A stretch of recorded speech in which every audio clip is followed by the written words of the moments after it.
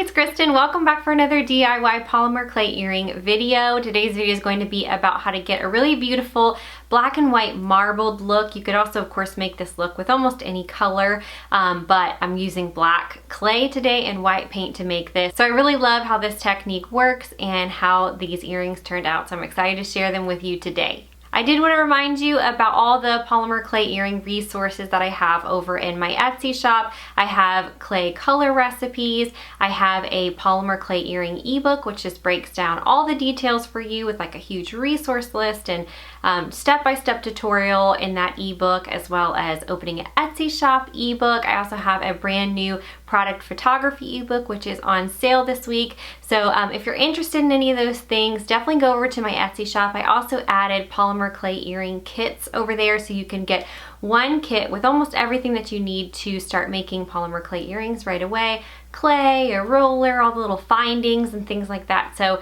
if you're interested in that, all of that's in my Etsy shop, and the link will be in the description box down below. But without further ado, let's jump into the tutorial.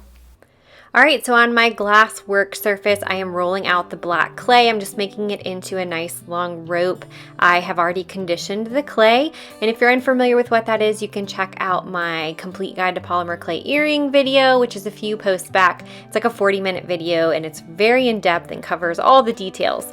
So we're chopping up the clay here on the glass, like I mentioned, using the tissue blade, and everything I use in this video will be linked in the description box down below. So get everything chopped up nice and small. Then we're just going to use a little bit of white acrylic paint and some liquid Sculpey just to kind of bond everything together.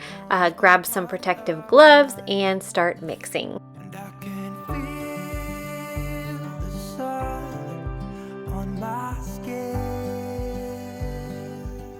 Once everything is sufficiently coated in the paint, you can go ahead and start forming your cane, which is where you just kind of press all the pieces together, make sure there's no air pockets in the middle and that sort of thing. And once we get that into the cane, we're going to set this aside to dry for several hours.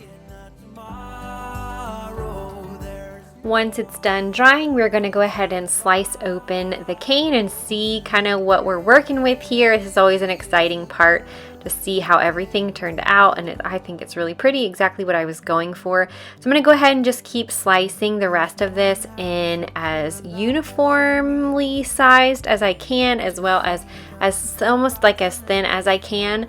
And then we're going to place them on a piece of clay. You can use white. I'm using translucent clay to lay the little pieces on to go ahead and form our slab that we can cut our shapes out of.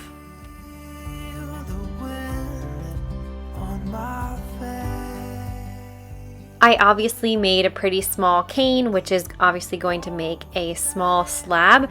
I'm not going to be making a lot of earrings out of this, but of course, if you are trying to make a lot of earrings, just, use more of the black clay in the beginning, and then you'll be able to, create a larger slab with that.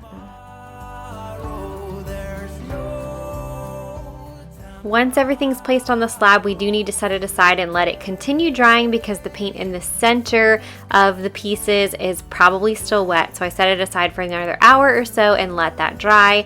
And then we'll bring it back, and I like to roll it a little bit with the acrylic roller, and then I'll put it through my pasta machine to get it to the final thickness that I like to cut my earrings out of.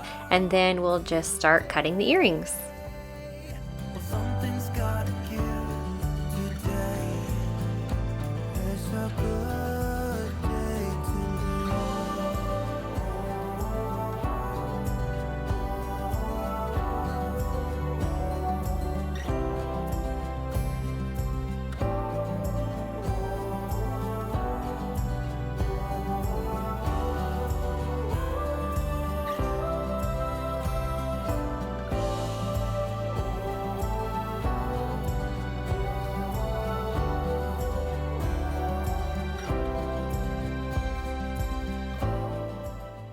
If you are making your earrings to sell them to customers, I would recommend that you wait to make the holes for the jump rings until after the pieces have, baked and cured in the oven. But because I'm not selling these pieces, I am just going ahead and making the holes before I bake them. I'm just using a little cutter that I got from the cutter set from Amazon that I have linked in the description box down below.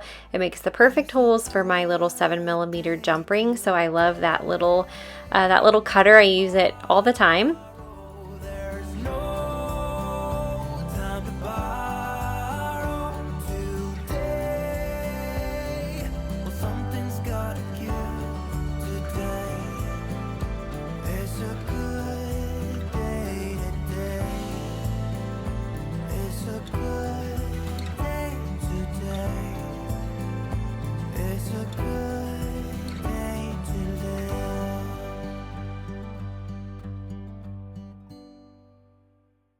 After you have all your pieces cut out, it's time to bake them in a preheated oven. I like to bake them at 275 degrees Fahrenheit for about 30 minutes. And I bake them on a baking sheet with I put a baking sheet and then a piece of cardstock, and then I put my pieces on top of the cardstock, and that's how I prefer to bake them. I can hide what this is. So now that my pieces are cured and they have fully cooled, it's time for me to grab my jewelry pliers, which I got off of Amazon, and my jump rings, and go ahead and start attaching all the pieces. Sometimes I will attach the earring backs using Sculpey Bacon Bond, and I will do that before I bake them. I'll put the Bacon Bond on the raw clay, attach the earring posts, and then bake them in the oven. But this time I decided to just use my Gorilla Glue, which is the gel XL Gorilla Glue, I think it's called. Sometimes I just wait until after they're baked and I use that glue, and I haven't had any issues with them falling off when I use that.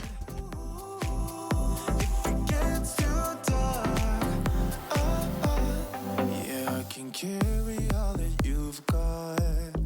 2 heavy hearts is not a lie. I will put out all of the fire. Thank you so much for watching this video today. I hope it was helpful, and I hope it inspired you to create some pretty earrings for yourself, or maybe to sell online. Again, I appreciate you being here. If you're new here, I would love it if you would subscribe to my channel and stick around for more videos, and leave me a comment down below and let me know, are you a clay pro? Are you brand new? Are you just starting out? I just love to hear from you guys. I always respond to all of your comments, so leave me one down below and let's chat. All right, I'll see you soon in my next video. Bye.